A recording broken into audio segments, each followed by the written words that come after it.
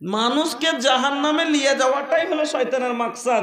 এই লেগে আর একটু শয়তান ওকে ঘুঁচা দিয়ে পেটে লাগাইছে যে আকীদাটাকে একটু আরো খারাপ করি। তখন কইছে থামে না জি খালেক ভাই, আরাম পাইনি। কইছে আচ্ছা আজ রাতে দেখছি, নামিয়ে দেখছি।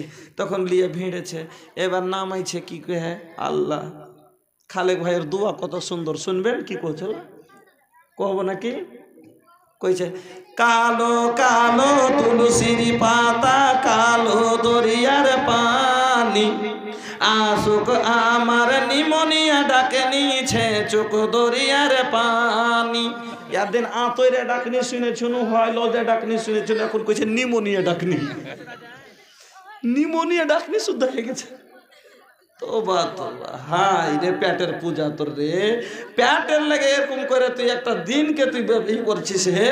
এ খালেক ভাই, এ রমজান ভাই, আমজাদ ভাই, আট একবারে লম্বা করে ডাল দিয়ে খালি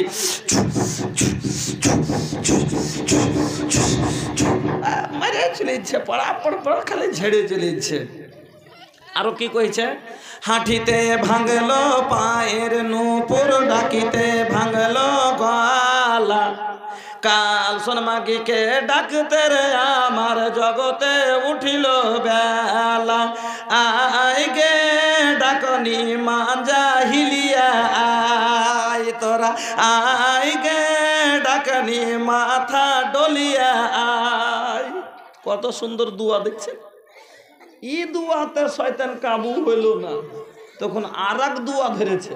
কত সুন্দর জবরদস্ত দুয়া কইছে, নাউজুবিল্লাহ। খালি শুনে যান কি কইছে। আগে গোল্লা পিছে পা, ডাকনি গে তোর ডাকেছে মা। ই দুয়া একু হইল, তারপরে আতিও হইল না, তখন নবীর নাম নিয়ে শুরু করেছে। জানেন কত সুন্দর। যা ওই কেউ কয়েছে যে পলাই দিস তো তোর ঘেগে, তো কইছে পলাইতে সরিষা থাওয়া আছে। হ্যাঁ, তোকে পল হাইতে দিস তোকে, তো কইছে পল হাইতে সরিষা থাওয়া আছে। পল হাইতে সরিষা জীবনে থাকে জি, পল হাইতে সরিষা জীবনে থাকে। তো ওই রকমই ইয়ার দুয়া শুনেন কত সুন্দর। কইছে সোলেমান নবীর ইসিম সুতা, বেলকেসে বিবির বুনা জাল। সোলেমান নবীর ইসিম সুতা, বেলকেসে বিবির বুনা জাল। সে জাল খানটা ফেলবো রে উত্তর কোনা ঘেরিয়া, উত্তর কোনার জিন পরি আনিব বাঁধিয়া। আচ্ছা ওকে যদি জিন যদি জালের মধ্যে ফাঁসি দিবে, তোকে হাওয়া কেন কইছ?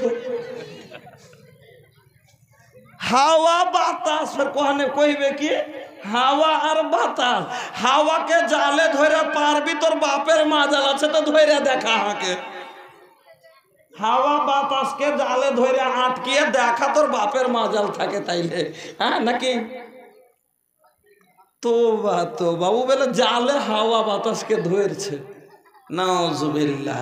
শোনেন, ঝাড়ফুঁক কিসের করতে হবে শুনেলেন? ঝাড়ফুঁক কিসের? কোরআন হাদিস থেকে হওয়া চাই। যদি কোরআন হাদিস ছাড়া মানে মতলব তার ভালো হওয়া চাই। কোন শিরকিয়া কালাম, কোহরির নাম লিয়া, কোন ভূতের, কোন পীরিতের, কোন মুরিদের কাউরির নাম লিয়া ঝাড়ফুঁক করা যাবে না। অনেকজন বলে তাবিজটা মুলবি সাহেব আল্লাহর কালাম লেখা আছে। আল্লাহর কালাম তুমি পাখনাই বেঁধে পেশাবখানায় যাবে? কিছু কোরআনের আয়াত আছে, কোরআনের আয়াত পেশাবখানায় লিয়ে যাবে, পায়খানাতে লিয়ে যাবে। এখানে বাইন্ধে কোরআনের আয়াত বাইন্ধে তুমি নাপাক হও না? নাপাক হও না? তো তুমি কোরআনের আয়াতের তুমি অসম্মান করলে না? নাউজুবিল্লাহ। লাগলে কিসের কারণে? সব জাহেল, সব জাহিল, অশিক্ষিত, যার কারণে এগুলো হচ্ছে। আমার বন্ধুরা, এই জন্য আল্লাহ বললেন যে কোনোদিনও কি হাল ইয়াস্তাবিল্লাযীনা ইয়ালামুনা ওয়াল্লাযীনা লা ইয়ালামুন, কোনোদিন শিক্ষিত অশিক্ষিত সমান কি হতে পারে না। কেন? যারা শিক্ষিত মানুষ, তারা যারা কোরআন হাদিস জানে, যারা লেখাপড়া করেছে।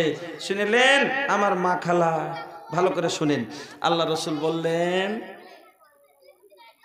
তুমি আল্লাহর সাথে কাউকে শরীক দেবে না, তুমি আল্লাহর সাথে কাউকে শিরিক করবে না। ওয়াইন কতিলতা আও হুররিকতা, তোমাকে যদি টুকরো টুকরো করে কেটে কেটে ছোট ছোট করে যায়, তুমি কেটে ছোট ছোট হয়ে যেও। এমন জায়গায় পড়ে গেছে যে শিরিক না করলে মানুষকে কেটে ফেলে দিবে, আচ্ছা আগুনে ফেলে দিবে।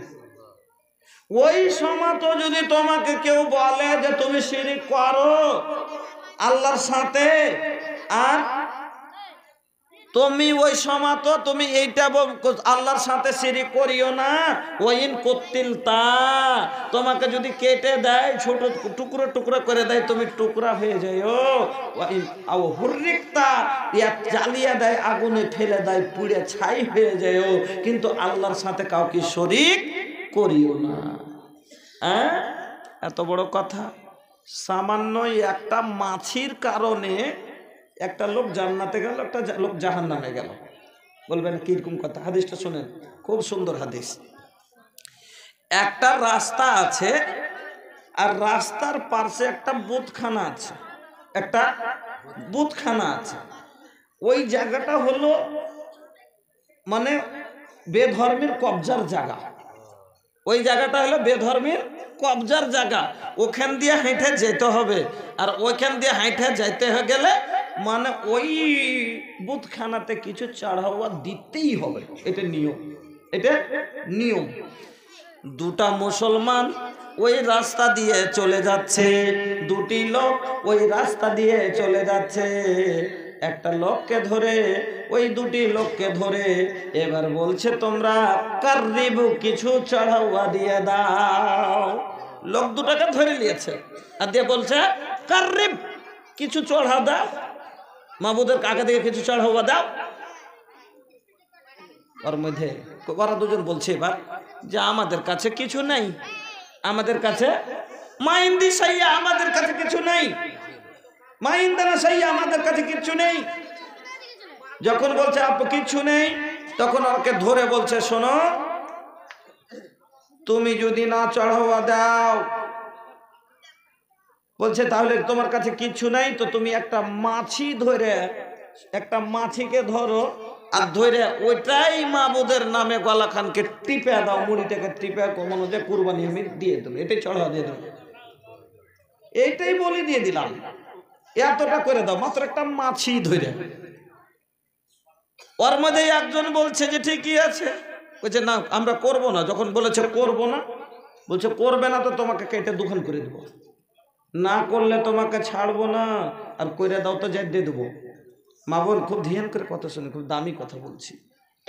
হ্যাঁ, সামান্য একটা মাছি ধরে টিপে দাও, মেরে দাও এই গায়রুল্লাহর নামে, যদি না করো তোমাকে মেরে দেবো, আর কইরে দাও তো ছেড়ে দেবো।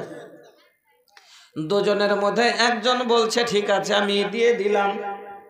একজনে একটা মাছিকে ধরলো, আর ধরে ওই গায়রুল্লাহর নামে মাছিটাকে মেরে দিয়ে তাকে কুরবানি দিয়ে রাস্তা আসান করে ওখান থেকে চলে গেল। আর দ্বিতীয় লোকটাকে যখন বলল, লোকটা বলছে না না, আমার আল্লাহ ছাড়া আমি কাউরির জন্য কুরবানি পেশ করতে পারি না, আমি আল্লাহ ছাড়া আমি কাউরির জন্য কুরবানি পেশ করতে পারবো না।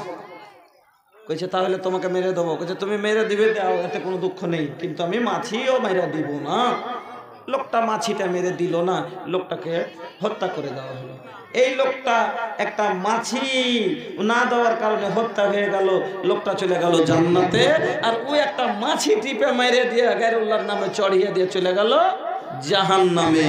আমার মা বোনেরা, আজ আপনার আমাদের মধ্যে কতগুলো কথা এমনও শিরক হয়েছে যেটা বুঝতে পারি না। কেমন কইছে যে লাস্টে যায় তখন ভালো হলো, কার কাছে কইছে যে ওই যে কইছে হ্যাঁ গে তুই তো মেলা দিন থেকে বেমার ছিলি, তো কোনটা ভালো হলি?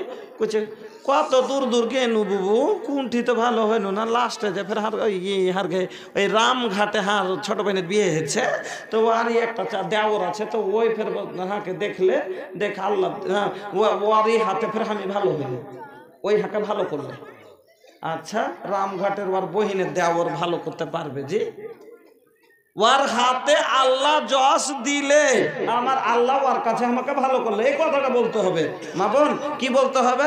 যে ফালনা ডাক্তারের হাতে আল্লাহ আমাকে যশ দিলে, আল্লাহ দিলে ফালনা ডাক্তারের হাতে আমি ভালো হইনু, হ্যাঁ এই কথাটা বলতে হবে। নাকি এটা হবে যে ফালনা ডাক্তার আমাকে ভালো করলে, এই কথাটা জীবনে বলিয়েন না। যদি বললেন তো এটা একটা ছোট ধরনের শিরক হয়ে গেল, এটা একটা শিরকে আসগার, ছোট শিরক হয়ে গেল। কেন? যে আর কথাটা কে আমাকে ওই ভালো করলে। আমার বন্ধুরা, আমার ভাইজানেরা, আমার মা বোনেরা, এই জন্য আল্লাহ বললেন যে তোমরা কি শিক্ষিত লোক এবং অশিক্ষিত লোক কোনোদিন দুটো সমান হতে পারে না। যেমন একটা চোখওয়ালা লোক আর একটা অন্ধ লোক দুটা কোনোদিন সমান হতে পারে না। একটা চোখওয়ালা লোকের সাহারা লাগে না, বিনা চোখওয়ালা লোকের সাহারার দরকার। চোখওয়ালা লোক গুনাহ থেকে বাঁচতে চাইলে কাঁটা খোঁজ থেকে বেঁচে যায়, অন্ধ লোক কাঁটা খোঁজ থেকে বাঁচতে চাইলে বাঁচতে পারে না। ওরকম জাহেল মানুষ গুনাহ থেকে বাঁচতে চাইলে বাঁচতে পারে না। তার কারণ কি? যে সে গুনাহটা দেখতেই পাই না, বুঝতেই পারে না যে এটা তো আমার গুনাহ হয়েছে। আর